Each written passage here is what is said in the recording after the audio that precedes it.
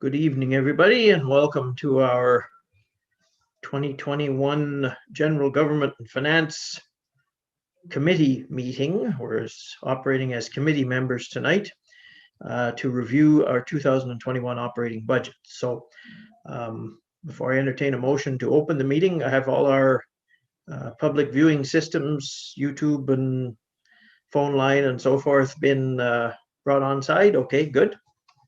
So we're ready then to launch. I would take a mover to open the meeting.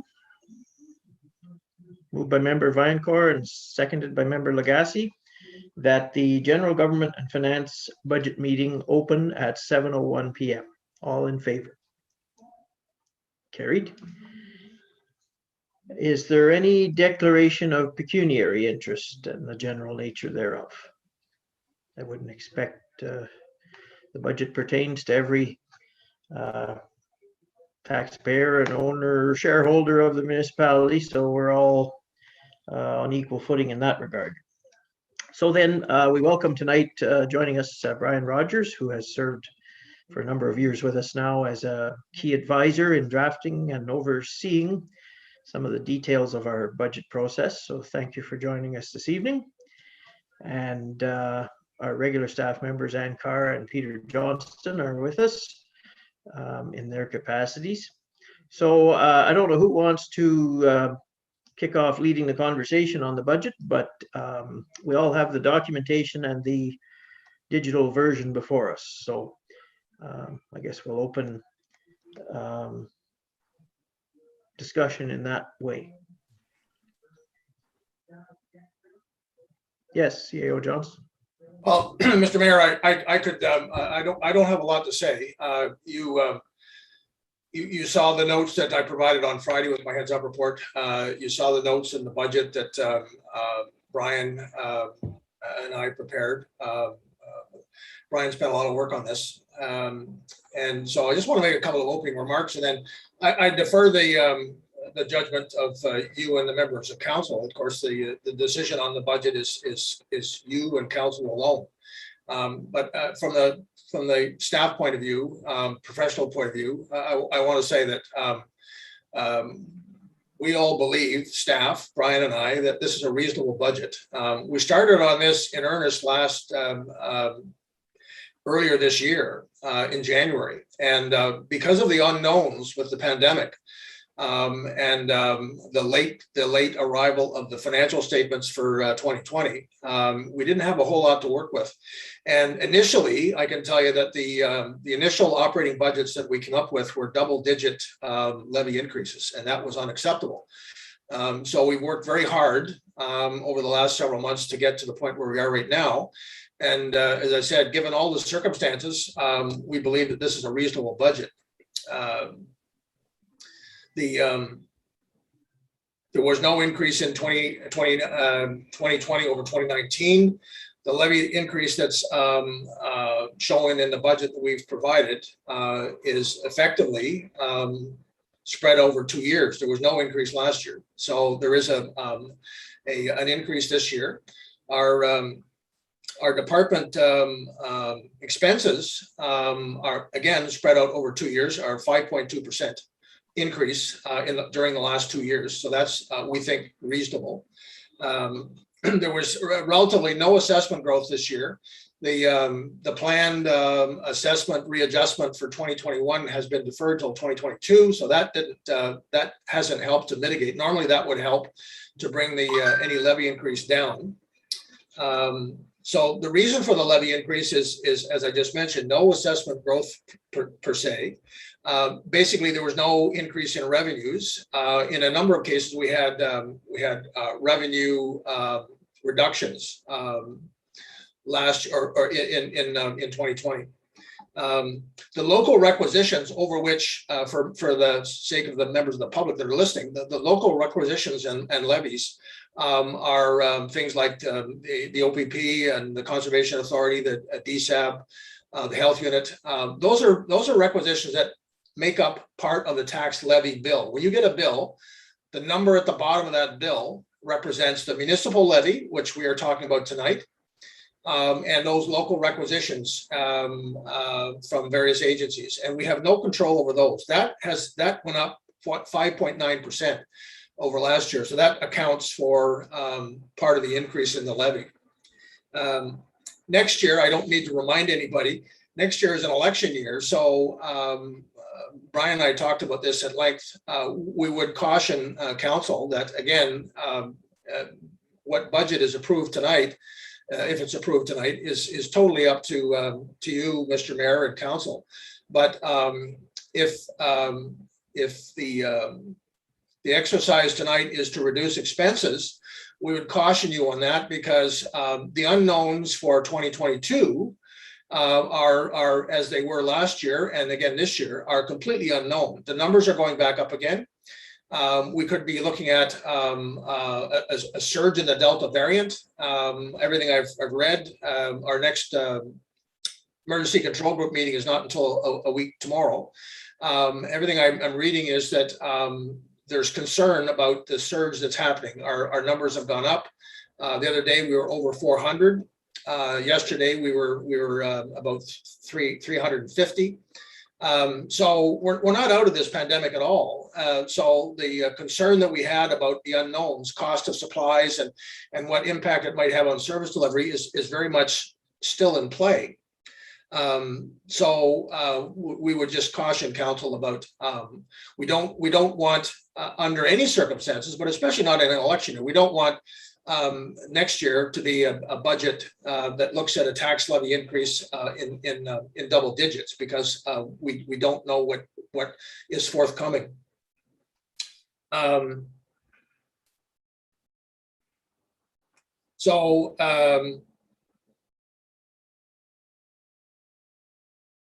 As I said, that's I think all I wanted to say. Brian and I and Ann are here to answer any questions you have about the proposal that we made to you, and it's simply that, a proposal. But we think it's a reasonable one given all the circumstances.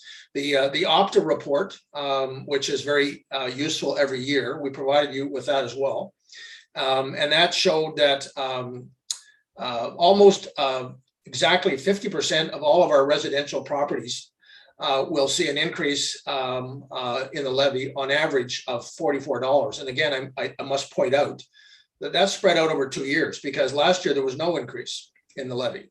So that's not an unreasonable. I'm not saying any tax levy increase is reasonable. I'm saying that's not an unreasonable tax levy given the circumstances that we're in. So having said that, I'll turn it back to you, Mr. Mayor.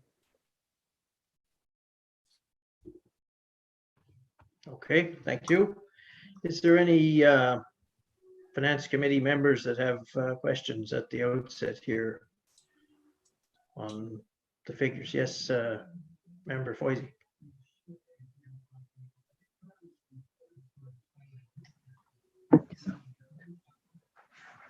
I believe we can't hear you. You're muted at this point. There we go. There. For the fire department, I was wondering how the honorariums work.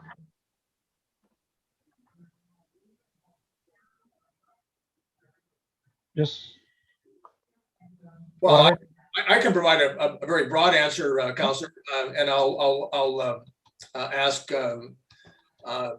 Acting Deputy Clerk Treasurer Andre to help out as well. Those are based on, it's a formula, and it's based on the number of calls that they go. It's a formula that most fire departments use, based on calls that the firefighters make and so on. Anything further you want to add to that, Andre? Yes, what I can say is the fire chief and deputy chief receive a monthly honorarium. Then there's also the what we call the point system, All right. where at the end of the year, They take the number of calls, and each call is assigned a point, and based on the points you accumulated throughout the year, then you're paid a percentage of the points for this year. And the wages, are they, a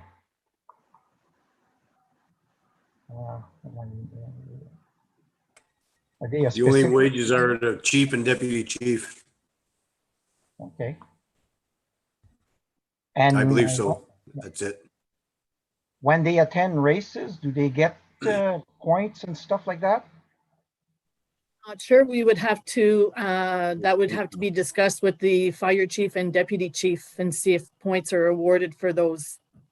Yeah, because they're there 3 days every event. There was 4 events, about 48 hours each weekend. So, and that's the pumper truck and heavy rescue truck. So I was just wondering, like, on behalf of the taxpayers, like, what's the cost to the taxpayers for that?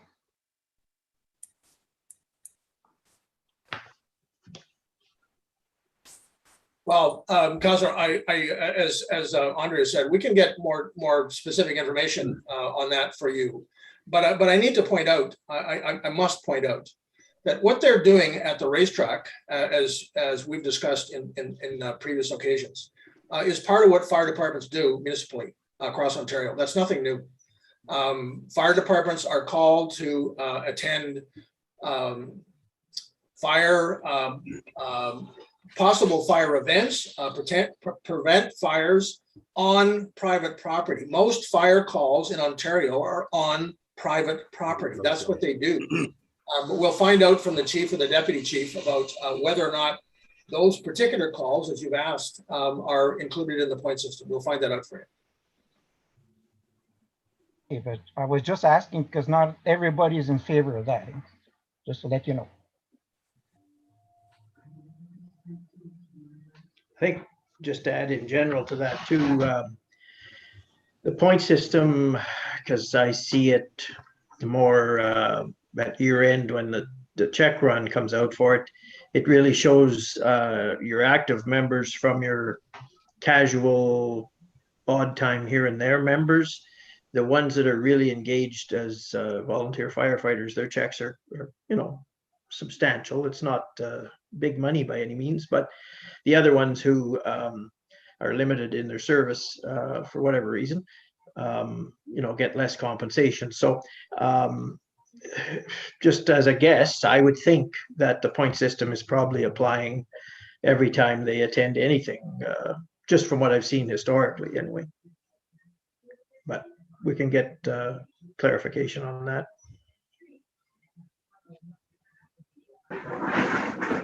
I mean, the pool of money doesn't go up or down if they did nothing all year, and that would be ideal with a fire department. I mean, if nobody went anywhere and did anything, we've had a great, successful, safe year with a fire department. So, if all they had to do was the Christmas parade or something, and everybody got points for that, and nothing else except training throughout the year, that would be great. So, but that isn't going to reduce the cost to the taxpayers at all, because the pool of money as set aside for the point system, once it's allocated within the budget to be paid out, it's paid out no matter what happens in the year. If they're out every second day because we were unfortunate, like areas of British Columbia, their points are less valuable than they would be if they went out less. So I guess that's a factor to consider too, that there's no saving to be had. The more active they are, it's just the less their specific individual point per occasion is worth. I see a few hands up there and a lot of them are frozen. So I'll go to Councillor Vaillancourt first. Just a comment. I'll find out. I'll talk to Joe maybe in our next meeting and find out. I believe the honorarium is a certain amount of money. It doesn't matter how many times they go anyway. And I think it's divvied up at the end of the year. And another we're getting very low on members in our fire department, and I think attacking our fire department is not a good thing right now. I'd be very careful where we go with this. I'm not attacking the fire department. I'm just saying, gotta be very careful about this. I'm not attacking the fire department. May I make a comment? My husband was part of the fire department. He was a Yes, volunteer. Councillor. He was a volunteer for the fire department, and he had to leave the fire department because he was very involved in the trucking business and away from home a lot. And I have to tell you that the point system worked for us, and it was something to look forward to at Christmas because it was given just before Christmas, and it helped my family out and others with our Christmas meals and get together. And it meant an awful lot after having our loved ones volunteering, and a lot of times they had their lives on the line.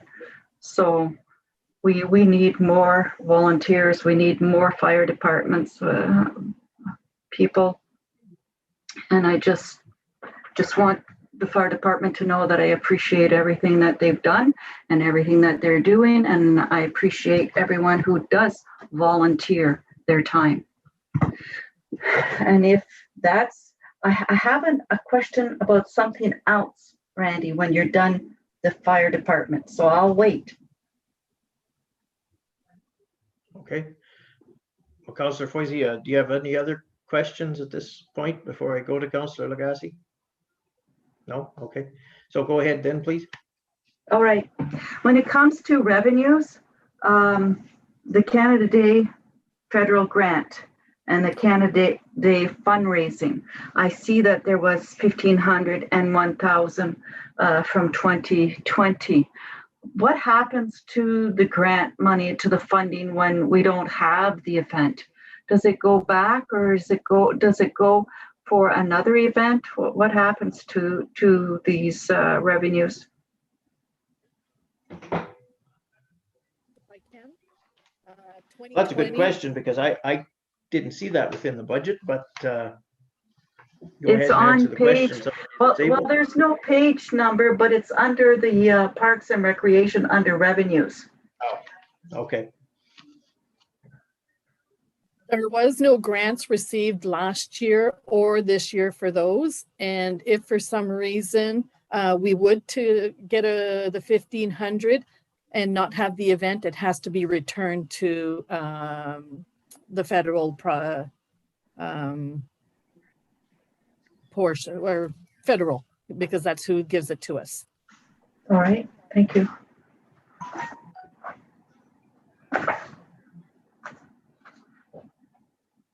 Any other questions on items of the budget? Just to stir things up a little bit, maybe. Using kind of the larger print overview page, which is probably the only one I can read tonight. The departmental expenses, just to draw attention to that. First line, general government, we're up, like, this is kind of the summary of the department increases is the column that I'm looking at. 2021 increases or decrease, as the case may be.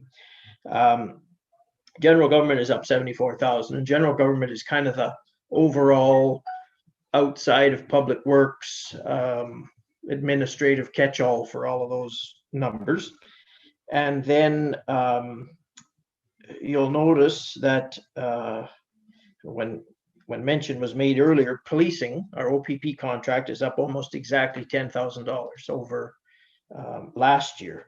And I think, CAO Johnston, you did an extremely terrible job underselling the statement that last year, all of those increases that came from the boards and agencies, we basically swallowed them and absorbed them within our general budget and didn't pass them along last year very well.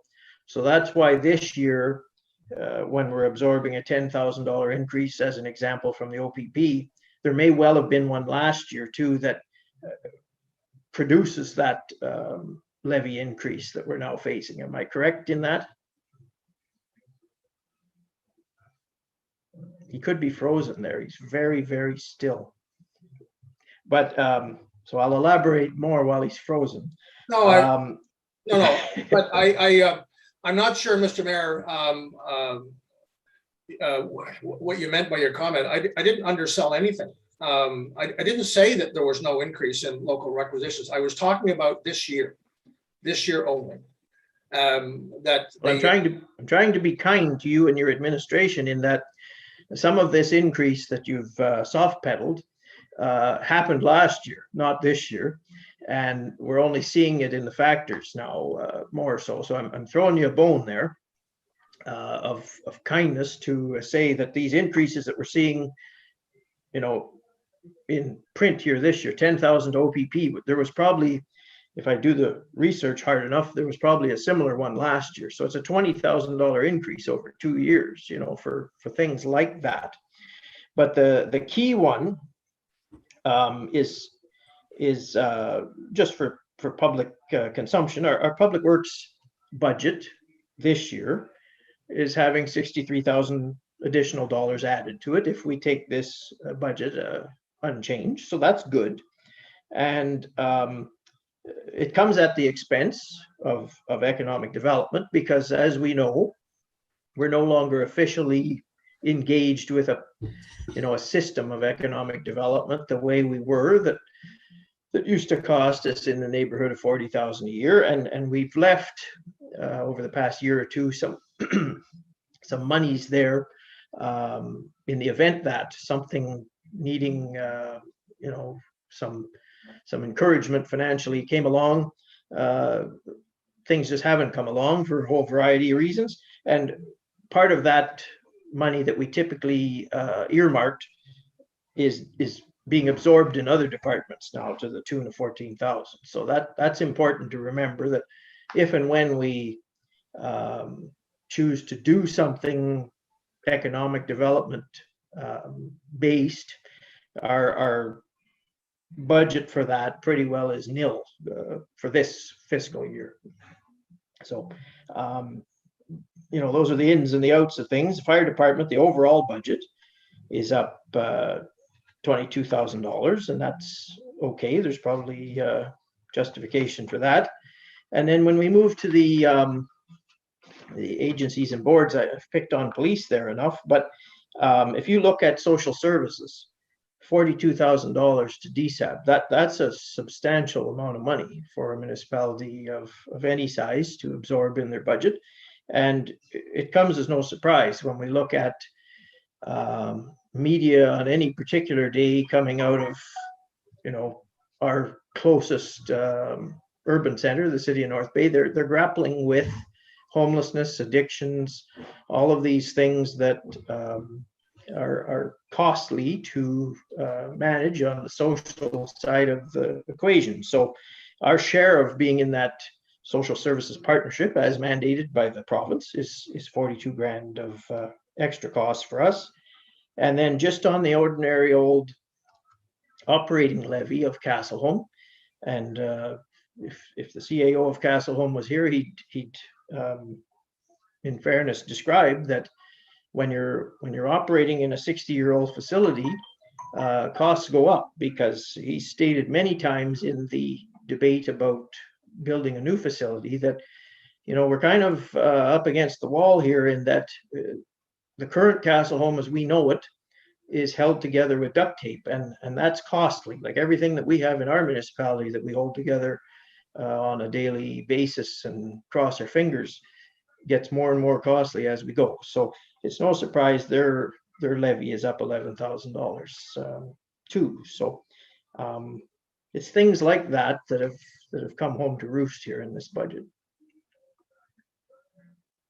Yes, CAO Johnson. I agree with your comments there, Your Worship. A note that in terms of DSAB, you correctly pointed out that's a fairly large increase. And DSAB have provided notice to most of the municipalities, all of the municipalities, that the 2022 requisition is going up as well. So we don't know what the amount is going to be, but it's going to be likely an increase from that 42,000. So we've already been told to prepare for that and make note of that when we're getting into our 2022 budget.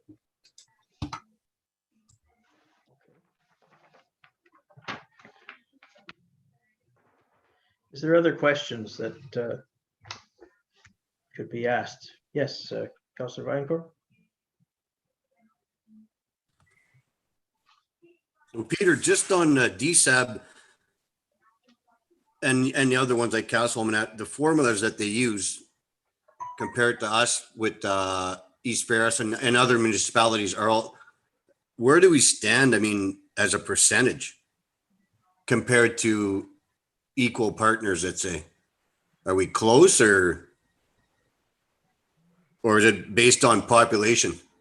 I'll maybe the first and only time I'm going to defer to my colleague Brian, Okay. because I'm not sure about that. I rather suspect, that's a good question. But I rather suspect that the assessments that are provided to each member municipality is weighted, but I'm not sure what the weighted factors are. Do you know, Brian? You're muted. Sorry, you got me now? Most of the levies are distributed based on weighted assessment. So essentially they take each assessment category and weight it based on your tax ratios. That's what most of them use. I'm not sure if all of them do, but that kind of ties it to the tax levels by using weighted assessments. So Right. that's essentially what they've used over the years. Some of them may be a little different, but from my recollection, most of them use weighted assessment. So let's say, where would the level be? I mean, do we have any, like Peter said, we have no control of that. So what if they come up with a 20% increase? Like next year, you just say, okay, it's 20%. Where does it? Well, we could, and that was part of the budget notice that we were provided from DSAB. We would either, I suppose, and again, I'll look to Brian. We could either appeal that that assessment to the DSAB board or to the province. But other than that, my comment earlier, every year is that with this, that's a good chunk of the tax levy bylaw, the tax levy bill, and we don't have any control over that. Our residents need to understand it. I'm not saying that blame everything on them. I'm just saying that they have to understand that with that number at the bottom of their tax bill represents our levy and all those levies, and all those levies are not under the control of this council. Okay, thanks, Peter. Thanks, Brian. You're welcome. I just add further to that, and it played itself out pretty dramatically, for lack of a better word, in the Castleholm situation. We have a member rep on DSAB, and he serves, I think, 4 municipalities, and that's Mayor Backer of the town of Mattawa. And we're quite detached from conversation with our member rep. So these questions that we have related to DSAB, we're pretty much operating from the minutes all the time, because the shared director that we have, they don't do the briefings to the respective councils that you would like to see, and it's that way with Castleholm too. Like if you asked me right now who our representative is on the Castleholm board, I couldn't tell you, because I've been meaning to ask that for a month now, because we share that rep as well. And I believe it's Claire Campbell, and I don't know Claire Campbell, and don't know where she come from or anything else, but I don't believe it's Mayor Backer. He's also on the Castleholm board, but I think he serves a different category of municipalities. So the reason that came to my mind is, on the Castleholm redevelopment thing, I'd like to know how our rep voted. So I'll have to figure that out through some way very soon. But this DSAB thing, yeah, I appreciate the obstacles that they're up against there. There's no easy way to manage those costs. But at the same time, it's like the Castle Home situation currently sits. That board is arm's length. We have to trust that our reps that are on it are operating in our best interests. But when they levy us, that's the final word, and we really can't dispute the bill. So that's the awkward part about it.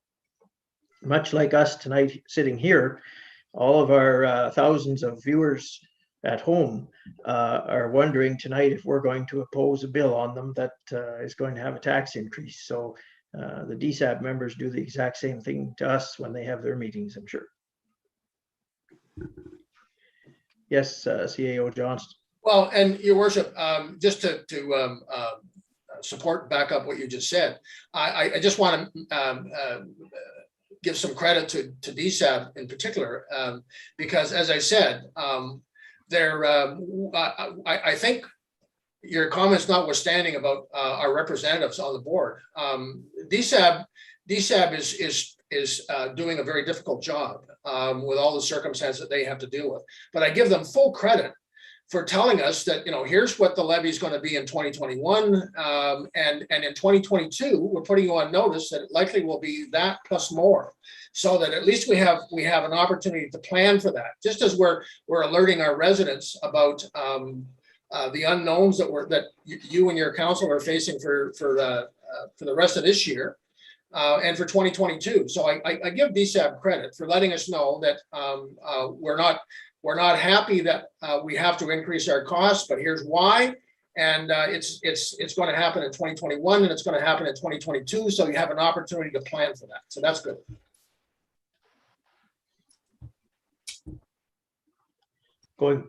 Yes, Manager Carr. I would also like to contribute by saying common things that our viewers may understand is the price of fuel this year has gone up incredibly. We don't get really much of a discount. It's the same as you see on the sign outside of the gas station. Most people know that metal has increased considerably. So culverts were a large increase this year. Those fuel charges are given back to the municipality anytime, for instance, if calcium's delivered here by a truck. The cost for calcium went up this year. The cost for salt went up this year, as it did as well as last year. And we tried to maintain that balanced budget for our citizens during the pandemic. Okay, I was just going to point out too that our revenues at the best of times from fees that we charge are always quite minimal, in parks and rec and things like that. But at the same time, planning is up dramatically in the number of application fees that we've collected for severances and different land change adjustments. But it's still, it doesn't amount to a large sum of money, but it is up a lot. But the other ones with the COVID situation virtually disappeared, like the landfill site, tipping fees and things like that, they're down a lot. So that was to be expected, I think, operating under the protocols that we had. The one thing that came to light, and I meant to do it a little bit more earlier, is the climate change figures. I'm looking at the first page of the very small print budget version, and it has under expenses, it has a $58,000 expense, and in the revenues, it has a $38,000. So is there a gap there in the grant that we received, or are we self-funding a portion of that work going forward under this budget?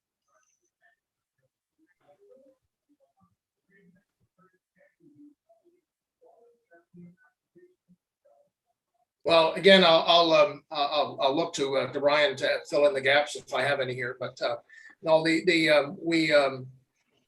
obtained some additional funding for climate change, and we've also used some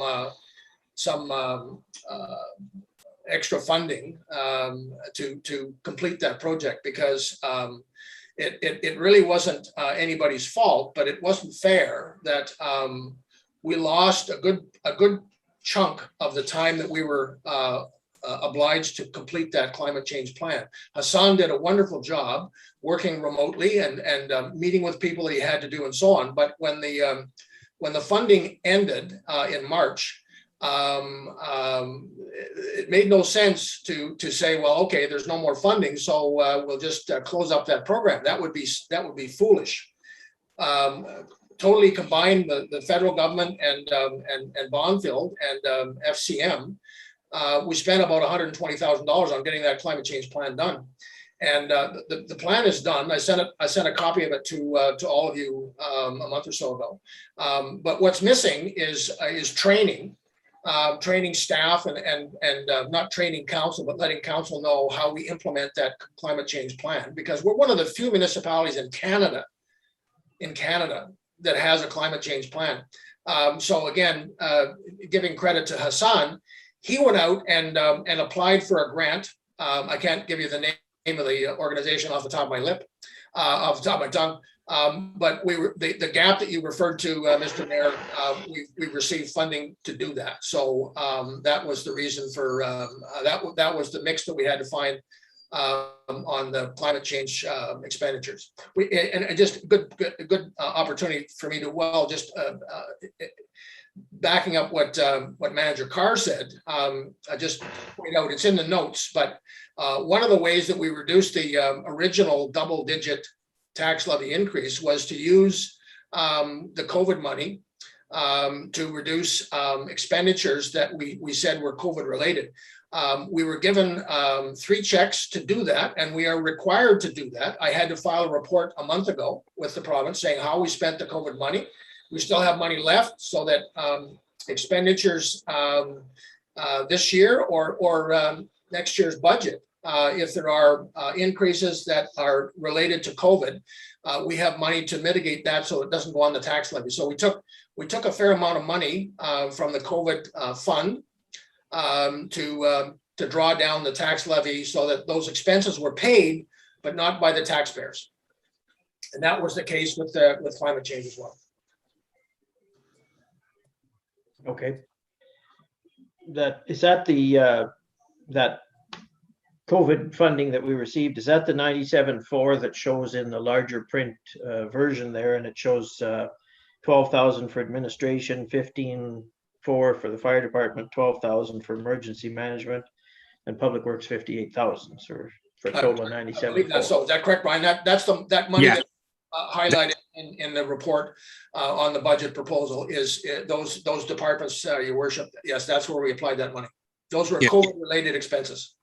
Those were items that were identified as being related to COVID, a lot of them supply chain issues that you'll see a separate line in each budget for those amounts, and they were all offset by the COVID grants. So the issue is hopefully costs will come back in line next year, and when the funding is completed. There are still some funds that are going to be in a reserve, but not a large amount. So, but just on that point, thank you, Brian. Just on that point, Your Worship, when I filed the report with the province, as we all municipalities were required to do, we were told that if you haven't spent this money as it was intended to be spent, any additional funding, so the inference was that there's going to be, there could be more. If you haven't spent the money that we provided for COVID related expenses, you're not likely going to be first in line to get more. So we've done that. We can justify those expenditures. Many of them were provided in the report that I sent to the province a month ago. And if there are additional funding, and my comments earlier that I'm hopeful I'm wrong, but the indications are that it's likely that we're going to have more COVID circumstances, more COVID expenditures this fall and this winter. And I'm assuming that there will be more money made available if that's the case. Okay. After all that, is there any questions that derived out of some of that information? The system has detected that a few lines are still connected to buttons and will The attempt to end this. agenda that I If have you wish before for the me lines to remain connected, shows that please there's a press any key. 2021 capital budget to discuss tonight, but in the paper package that I picked up, there was no version of that. So is that a addition or yes, CAO? Well, Your Worship, my right-hand lady here, correctly so, questioned me on that today, said that, will there be a discussion on the capital budget tonight? And I said, well, I don't really know. But she correctly pointed out that if there's going to be a discussion, we should put it on the agenda. So it was it was put on the agenda not as an indication that there should be a discussion, but if there was. I've mentioned in my previous Friday reports the amount of money that's available for capital projects. I know there was a project discussed yesterday at Public Works. And I mentioned to you, Your Worship, that we've, in addition to the money that I've indicated in my report in the gas tax fund, for example, we've received even more money, a top up. So we're close to, I think $950,000 in gas tax. And that's not counting our reserves, our pay-as-you-go, OSIF. And of that gas tax money, we have a 5-year rule on that. So we are required by law to spend at least $171,000 this year on with gas tax funds. Otherwise, we'd have to return it. We weren't intending, Your Worship, that there necessarily be a capital budget discussion tonight. We've time to do that. I know, coming out of your Public Works meeting, that there are some things that the committee and you want to have done. So there can be a discussion about this when we get into more finer details. But so that's the reason why it was on the agenda, just in case there was a discussion which needed to be covered off as an agenda item. And I thank Andre for that. Okay, thank you. I just saw it there. I was totally unprepared to have a capital budget discussion tonight based upon what I've read, because I've read nothing related to the capital side of things. So that's why I raised it to see if I had overlooked some documentation of some kind. So, okay. So I guess bouncing back then to the general budget, it's quite the rarity that I don't insist upon slashing something in a fiscal year budget. It's been my political raison d'etre for a long time, and I just love to take a swipe at something, but I can't find anything to carve in this budget. So while I'm very reluctant to impose the levy increase that's coming down the pipe, I hear the arguments and the basis and justification for them. So I guess all I'd have to say on that is if this turns out to be the rare occasion that nobody's line item from all the departments gets cut in any way, we certainly shouldn't hear any griping from anybody that they don't have the funds to work with, because we gave them exactly what they asked for. So that's all I would point out on that. Yes, CAO Johnston. Well, before Councillor Foisey, in fairness to my colleagues, Your Worship, that's not quite true, because as I said, we started working on this budget in January, and believe you me, what was presented by some departments is not what was presented to you this evening. We made a lot of cuts. We took some things out of the budget and used COVID money to pay for it, but we took a lot of department expenses out of the levy because it was too high. We don't like doing tax increases either, Your Worship. We don't. But in most cases, it was necessary. But no, that budget presented to you tonight in terms of individual department expenses was not what was submitted by the department heads originally back in January. Okay, thank you. Yes, Manager Carr. And I'd like to coincide with Peter that it was a very difficult task when you were getting quotes, they would last for 14 days. So by the time we would get into the next discussion, those quotes would be null and void. And then you're back like another $3,000 or $4,000 in the same quote to go back to where you're trying to fight for money. So it was quite the task to get to where we are tonight. Okay. Questions? Yes, Councillor Foisey. Yeah, my question was, what was the tax increase for this year? I found it 5.2%. Is that correct? Oh, it's over 2 years.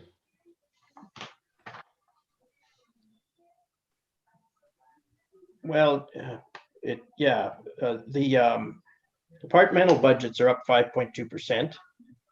And when we mix that all in, and anybody on the administration side, correct me when I'm wrong, when we mix in the levies from the outside places, it amounts to 5.9%. Is that because their percentage was higher than ours? On the saving grace annually, usually of late, the education portion was decreasing and helped offset some of the shock value of our increase. I take it this year there was no substantial education decrease coming along. There was no increase in the education levy for this year. It was the tax rates for residential properties were identical to last year. That's the first time in many years that there hasn't been reduced for your townships. Okay.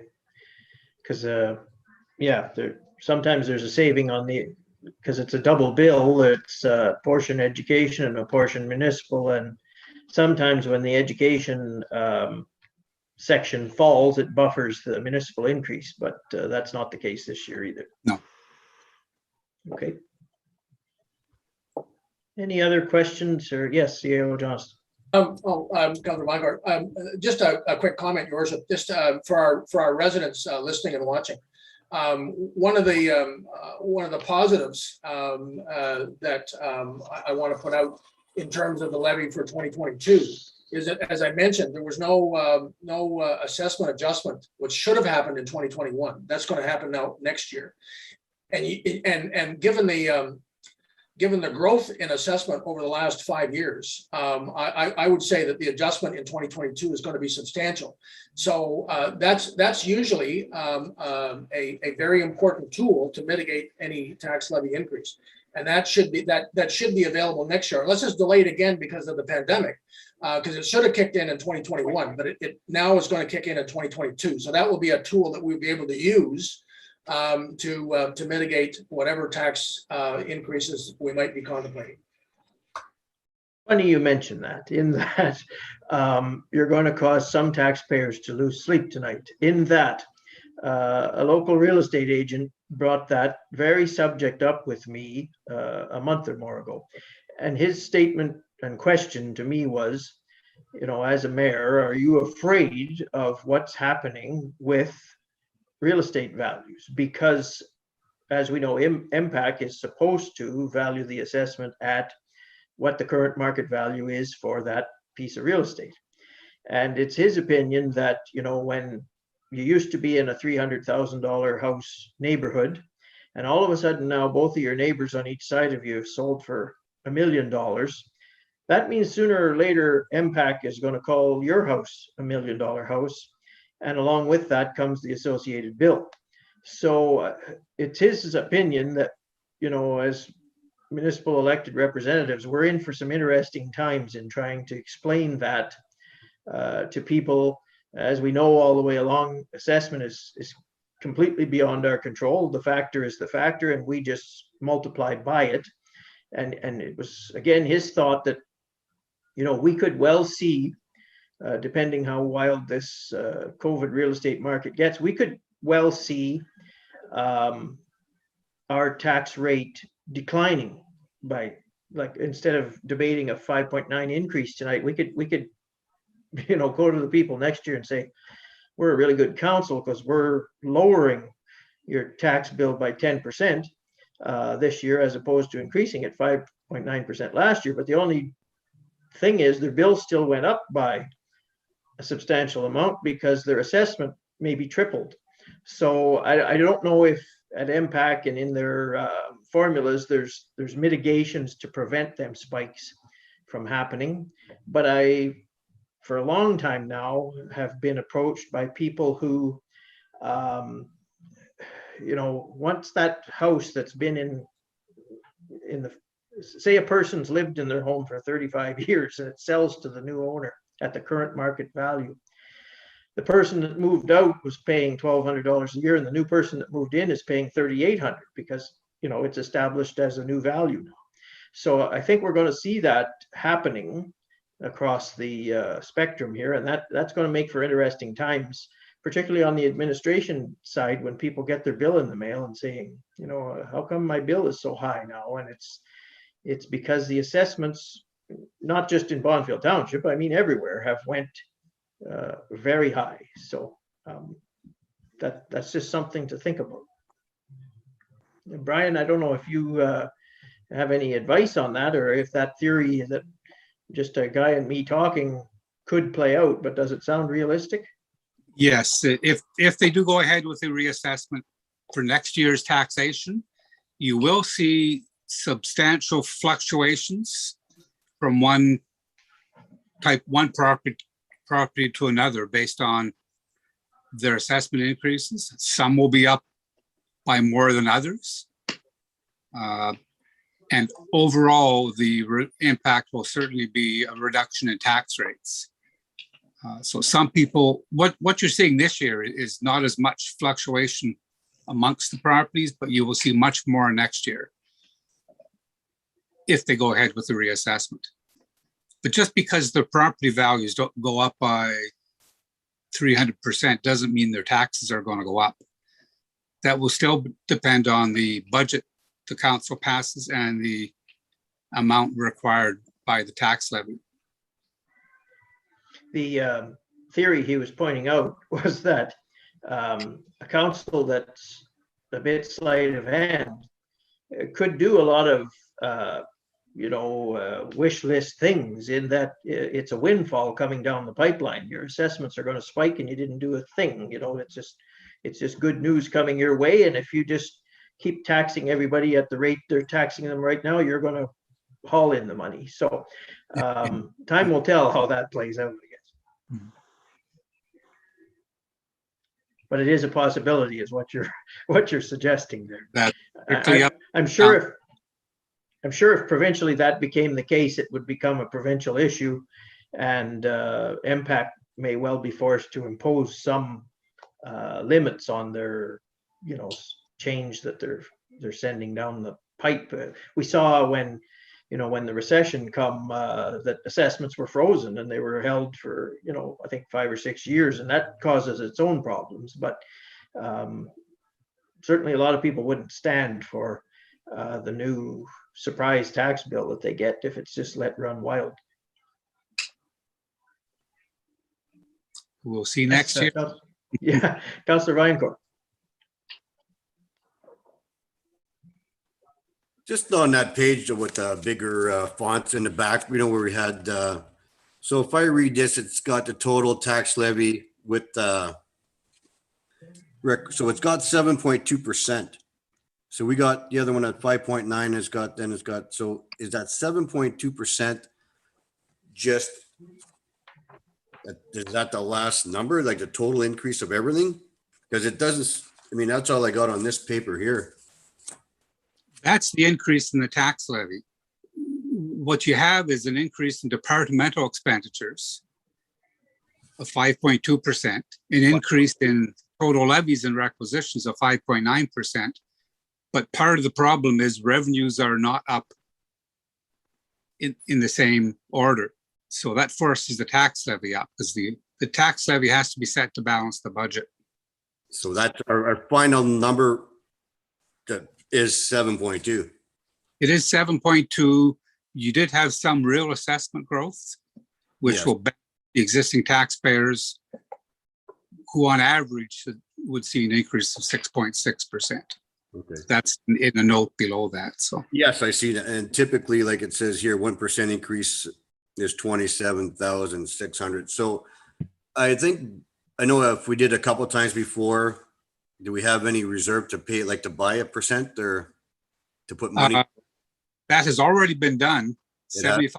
$75 is coming from the tax stabilization reserve fund, which has reduced the levy by 2.5%. Okay. You also have substantial use of other reserves scattered throughout the budget, in particular the COVID money and the modernization expenses. Those reserve funds have been used to the tune of 97,400 to further reduce the tax levy. Okay, thanks, Brian. You're welcome. Yes, Councillor Foisey. Do we know what the increased percentage was last year? Just so we can compare.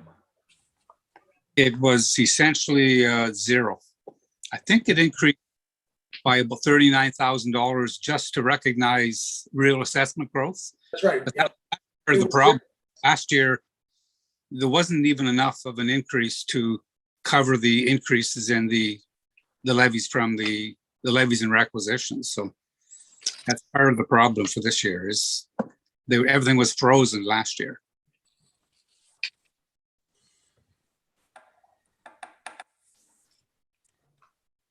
And you mentioned there, based on Councillor Vaillancourt's question, that there was some subsidy already brought in from a reserve to offset the increase from our stabilization reserve. What was that figure again? $75,000. So it would show under revenues somewhere then? Go under the general government. General government, okay. If you And, look, transfer from reserve, $75,000. that's what that is, okay. Yes. Okay. Otherwise, we'd be looking at roughly a 10% increase then, yeah. Yes. Okay, Councillor Lagasse. That reminds me of what Dean DeCare mentioned when we were, when he did the financial audit. He mentioned that we needed to do something with the capital reserves. Is that what he said, Randy? He mentioned something that we had to watch for the capital reserves and that we had to either to put it away. Do you remember what he was saying? The warning that I most recall is the cash flow one, in that he always likes to see 6 months of cash on hand carried forward for whatever event, that if you need operating capital, that you got a 6-month cushion. But that's the only one I can recall at the moment. No, CAO there's Johnson? another one. I think Peter remembers. May I, Your Worship? Yes. You're right, Councillor. But as I recall, because Dean brought this up several times with me, what he was talking about in regards to capital, he said you didn't spend any money last year.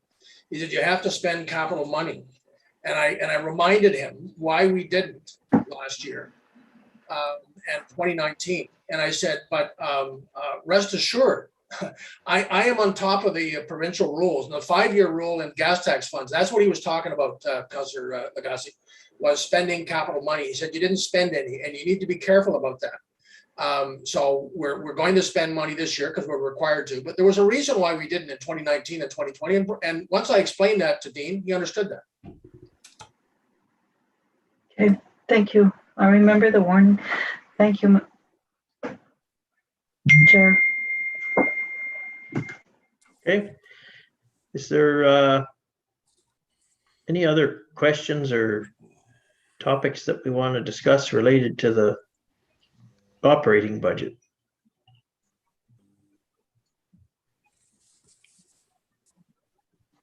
Okay. Are we satisfied to entertain a motion to kick it over to ourselves at the council level? Yes, Councillor Lagasse.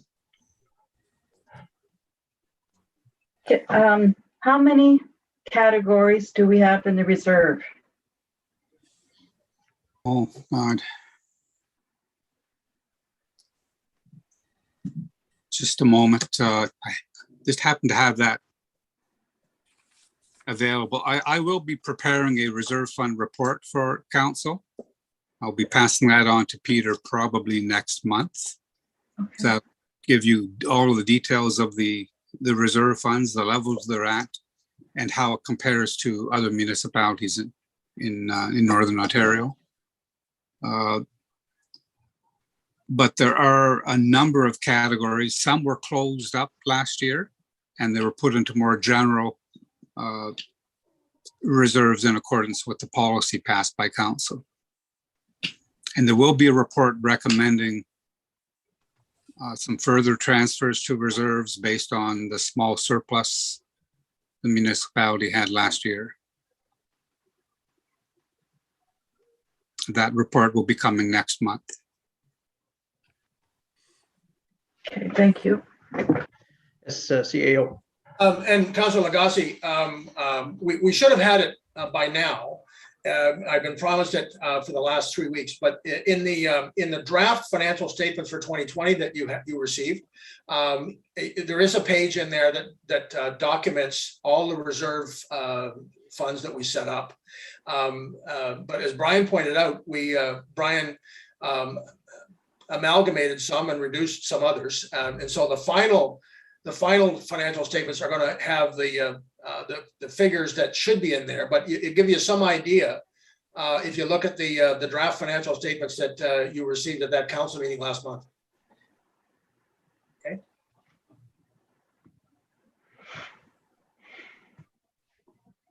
Okay, go one more time with questions for the 2021 operating budget. So I don't have the motion right before me. Would the recording clerk read the motion, and then I'll call for a mover and a seconder for it then, please, to send this budget proposal over to council. Do you have the motion in front of you? Okay. That the 2021 operating budget be recommended to council as presented, and that a bylaw be prepared for all 3 readings to adopt the 2021 operating budget. Be it hereby resolved that council approves of this recommendation. Okay. Keeping in mind that we're in committee, we'll just amend that motion to show that the General Government and Finance Committee recommends it to council. But if we're satisfied with the budget as it sits, I'd take a mover for that then. Moved by Councillor Foisey and seconded by Councillor Vinecourt. Last call for questions on it. All in favor? Carried. Okay, so that we've covered off that there is no capital discussion tonight. So it looks like our business here is done for the purposes of this meeting. I thank everybody for their work on it and your advice and guidance to us tonight. So on that basis, I would take a motion to adjourn. Moved by Councillor Lagasse and seconded by Councillor Foisey, that the General Government and Finance Committee meeting be adjourned at 8:02 p.m. All in favor? Carried. Thanks again. I'd just like to thank Peter and Brian and Anne and Andre and all the administration. Thank you for what you've done for our finance. Thank you for your work. Thank you. You're welcome. Thank you. Thanks. Good job. Thank you. Good night. Thanks, everyone.